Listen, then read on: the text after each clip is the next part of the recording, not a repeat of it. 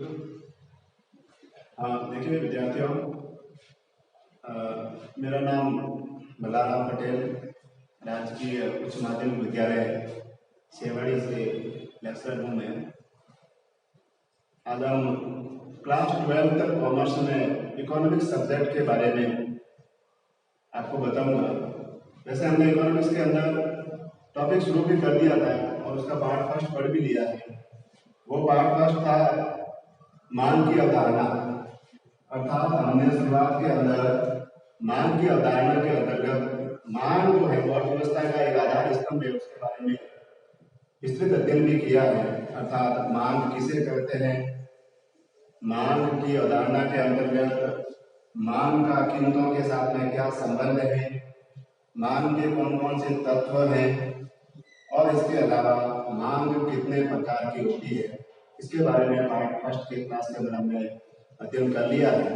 आज मैं आपको मांग की अवधारणा के अंतर्गत मांग अनुसूचियों के बारे में बताऊंगा। अर्थात जिस प्रकार से मांग दो प्रकार की होती है, व्यक्तिगत मांग और बाजार मांग, उसी प्रकार उसके आधार पर मांग अनुसूचियां अर्थात डिमांड शेड्यूल भी दो प्रकार की होती है।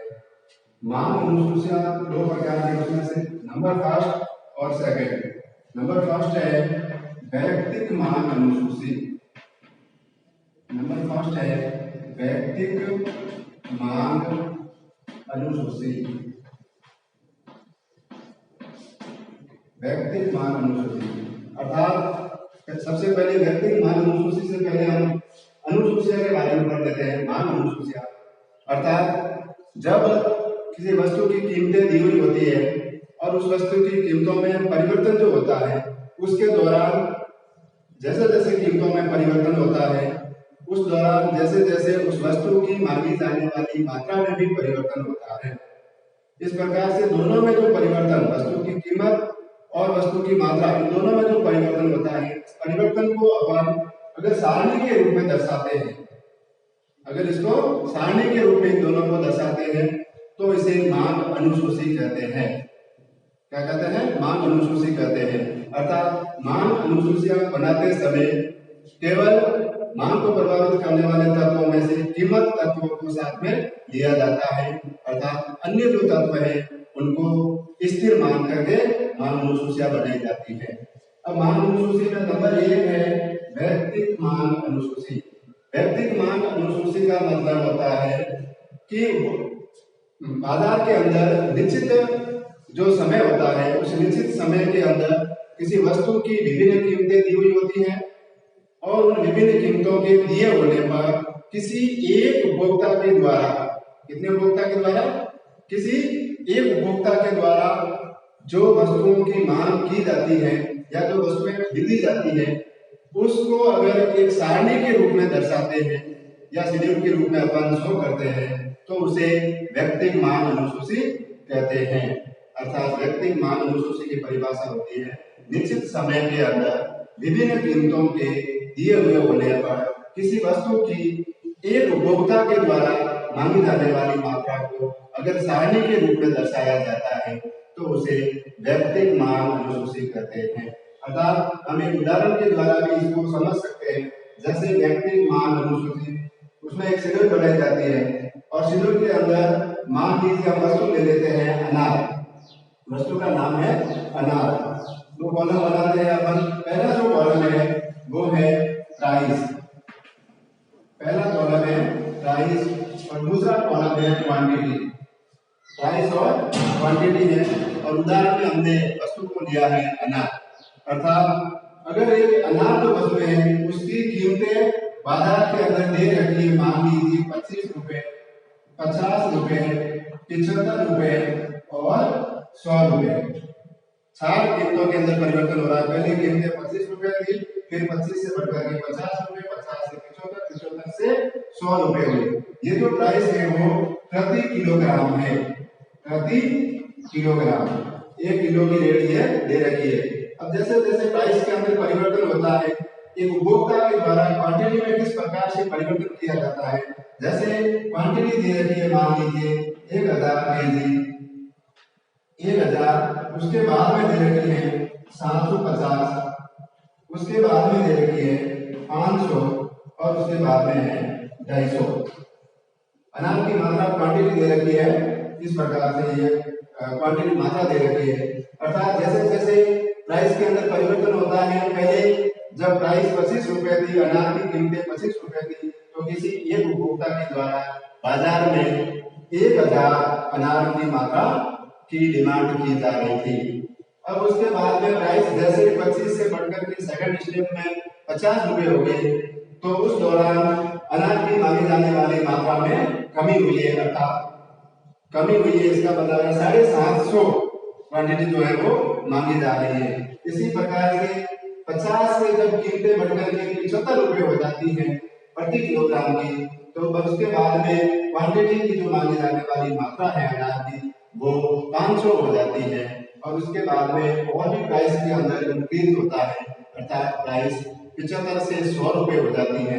तो उस दौरान बाजार के अंदर उस वस्तु की मांगी जाने वाली मात्रा जो है अनार की वो 250 हो जाती है। अर्थात ये मांग का नियम है, एक प्रकार से मांग का नियम भी यही कहता है कि जैसे जैसे किसी वस्तु की कीमतें बढ़ती जाती है तो उस वस्तु की मांगे जाने वाली मात्रा में कमी होती जाती है। अर्थात मांग का कीमतों के साथ में हमने संबंध ज्ञात भी किया था, मैंने आपको बताया भी था कि मांग और कीमतों के अंदर विपरीत संबंध पाया जाता है। विपरीत संबंध का मतलब होता है कीमतें जैसे जैसे बढ़ती जाती है तो उस वस्तु की मांगी जाने वाली मात्रा में कमी होती जाती है, और जैसे जैसे मात्रा कम होती जाती है तो कीमतें बढ़ जाती है। अर्थात कीमत और वस्तु की मांगे जाने वाली मात्रा में विपरीत संबंध, जिसे ऋणात्मक संबंध भी कहते हैं, कहा जाता है। अर्थात व्यक्तिगत मांग अनुसूची हमने किसी वस्तु के उदाहरण के माध्यम से किस प्रकार से एक व्यक्ति के द्वारा कीमतों में परिवर्तन होने पर उसके दौरान मांगी जाने वाली वस्तु की मात्रा में किस प्रकार से वह परिवर्तन करता है, उसको हमने सारणी के रूप में ज्ञात किया। इस प्रकार से सारणी के रूप में ज्ञात करना ही व्यक्तिगत मांग अनुसूची कहलाती है। अब इसके बाद में मैं आपको बता देता हूँ, नंबर 2 पॉइंट है बाजार मांग अनुसूची। बाजार मांग अनुसूची के अंतर्गत देखिए, बाजार मांग अनुसूची, सबसे पहले तो बाजार मांग अनुसूची की परिभाषा, अर्थात बाजार मांग अनुसूची वह अनुसूची है जिसके अंतर्गत किसी निश्चित समय के अंदर किसी वस्तु की विभिन्न प्रकार की कीमतें दिए हुए होने पर एक से अधिक उपभोक्ताओं के द्वारा मांगी जाने वाली मात्रा को यदि किसी सारणी के रूप में दर्शाया जाता है तो उसे बाजार मांग अनुसूची कहते हैं। अर्थात मान लीजिए बाजार के अंदर 2 या 2 से अधिक उपभोक्ता हैं और उनके द्वारा बाजार में किसी वस्तु की कीमत दे रखी है और उसके आधार पर उन दोनों के द्वारा अलग अलग मात्रा की डिमांड की जाती है। विभिन्न कीमतों के दिए होने पर अलग अलग डिमांड की जाती है। उन दोनों की डिमांड का योग करके, दोनों जो उपभोक्ता हैं उनकी मात्रा का योग करके अगर उस योग को अपन एक सारणी के रूप में दर्शाते हैं तो उसे बाजार मांग अनुसूची कहते हैं। अब हमने इस बाजार मांग अनुसूची को उदाहरण के द्वारा भी समझ सकते हैं। उदाहरण हमारा वही है, वस्तु अपन देते हैं अनार, और अनार की वस्तु पर 3 कॉलम के माध्यम, सारणी के माध्यम से आपको बता देता हूँ। जैसे बाजार मांग अनुसूची है, नंबर 1 पहला जो कॉलम है वो है प्राइस। पहला कॉलम है प्राइस। प्राइस वही ले लिया अपन, अनार की कीमतें बाजार के अंदर माना हमने की दे रखी है 25 रुपए, 50 रुपए, 75 रुपए और 100 रुपए। 25 रुपए, 50 रुपए, 75 रुपए और 100 रुपए, इस प्रकार से प्राइस दे रखी है पर केजी प्रति किलोग्राम। और अब उपभोक्ता हमारे पास में 2 है। जब व्यक्तिगत मांग अनुसूची तो उसमें एक ही था, अब बाजार मांग अनुसूची है जिसके अंदर उपभोक्ताओं की संख्या 2 है। अर्थात सबसे पहले है ए उपभोक्ता, और ए उपभोक्ता के द्वारा मांगी जाने वाली अनार की मात्रा, ये जो हो जाएगा दूसरा कॉलम। जब प्राइस ये दे रखी है इस दौरान ये उपभोक्ता के द्वारा अपनी मात्रा को इसलिए लिखते हैं, पहले जो मांगी जाती थी क्योंकि व्यक्तिगत मांग अनुसूची के अंदर एक ही उपभोक्ता था और उसके द्वारा मांगी जाने वाली मात्रा थी। अर्थात एक उपभोक्ता के द्वारा मांगी जाने वाली जो क्वांटिटी है वो है 1000 उसके बाद में है 750 और उसके बाद में है 500 और उसके बाद में है 250 मान का। अर्थात मान का नियम यहाँ पर लागू होता है।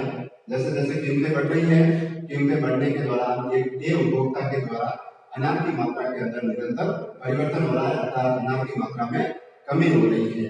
अनाज की मात्रा एक उपभोक्ता के द्वारा कम खरीदी जा रही है क्योंकि कीमतें बढ़ रही है। अब हम कर रहे हैं बी उपभोक्ता के द्वारा। बाजार के अंदर हमने दो उपभोक्ता मान रखे उदाहरण के अंदर, बी उपभोक्ता के द्वारा अनाज की मांगी जाने वाली मात्रा। अब बी के द्वारा बी क्वांटिटी जो है वो सबसे पहले मान ली थी हमने, पहले 1100 अनाज की मांग की थी। जब 75 रुपए थे उस समय 1100 क्वांटिटी खरीदी जा सकती थी। जब 50 थी तो उस समय मान लीजिए 800 क्वांटिटी है। फिर 75 रुपए हुए तो उस समय मान लीजिए 775 क्वांटिटी मांगी जा रही है और प्राइस बढ़कर के 100 रुपए हो गए तो उस दौरान मान लीजिए 300 अनाज की क्वांटिटी खरीदी जा रही है। अर्थात हमने ये 3 कॉलम बनाए, पहला प्राइस का, दूसरा बनाया है ए उपभोक्ता के द्वारा मांगी जाने वाली अनाज की मात्रा, तीसरा बनाया है बी उपभोक्ता के द्वारा मांगी जाने वाली मात्रा। अर्थात अब ये काम हमने पहले भी बता दिया, वैयक्तिक मांग अनुसूची के अंदर नया हमारा जो है वो बी उपभोक्ता है। जब 25 रुपए कीमतें हैं तो उपभोक्ता बी द्वारा 1100 इकाइयां खरीदी जा रही है अनाज की। जब प्राइस बढ़कर के 25 से 50 हुई तो उस दौरान कीमतों में बढ़ोतरी हुई है, इंक्रीज हुआ है और उस दौरान क्वांटिटी के अंदर कमी हुई, अर्थात 50 रुपए कीमत है उस समय ये उपभोक्ता के द्वारा 800 इकाइयां खरीदी जा रही है। उसके बाद में 50 से जैसे ही 75 रुपए हो गए अनाज के प्रति किलोग्राम, तो उसके बाद में भी उपभोक्ता के द्वारा जो डिमांड की जा रही है अनार की वो की जा रही है 775 यूनिट्स और उसके बाद में कीमतें बढ़कर के 75 से 100 रुपए हो गई है। तो उस दौरान में भी उपभोक्ता के द्वारा जो है वो मांगी जाने वाली मात्रा 300 इकाइयां है। अब हमारा जो मेन कॉलम है 14 नंबर का 7 नंबर कॉलम है और इस कॉलम के अंदर हम क्या करेंगे, हमारे जो परिभाषा के अकॉर्डिंग हमने ये परिभाषा के अंदर मैंने आपको पहले भी बता दिया था कि विभिन्न कीमतों के दिए हुए होने पर, विभिन्न कीमतें दे रखी है एक वस्तु की, किसी वस्तु की विभिन्न कीमतों के दिए होने पर बाजार के अंदर दो या दो से अधिक उपभोक्ताओं के द्वारा जो मांगी जाने वाली वस्तु की मात्रा है उसका योग करना और उस योग को अगर अपन सारणी के रूप में दर्शाते हैं तो उसे बाजार मांग अनुसूची कहते हैं। तो ये परिभाषा हमारी इस कॉलम के अंदर आ जाएगी, अर्थात यह हो जाएगा हमारा योग टोटल। टोटल के अंदर अपन क्या करेंगे, ए और बी दोनों की क्वांटिटी को जोड़ेंगे, 1000 से 1100 बराबर 2100 यूनिट हो जाएगी। उसके बाद में सेकंड नंबर पे 750 प्लस 800 यानी कि 1550 यूनिट हो जाएगी।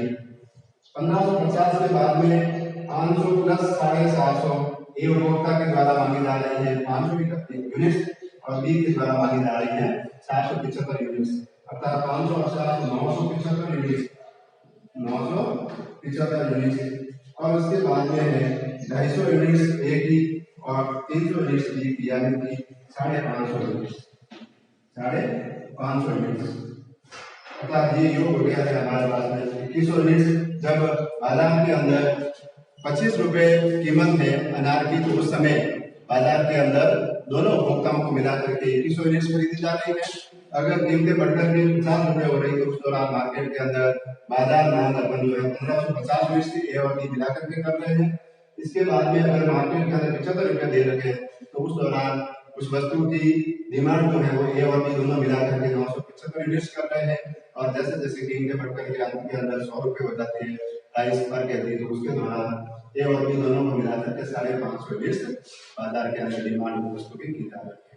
अर्थात बाजार मांग अनुसूची की परिभाषा जो है अपन और एक वैयक्तिक मांग अनुसूची इन दोनों को इस शेड्यूल के द्वारा अपन आसानी से समझ सकते हैं।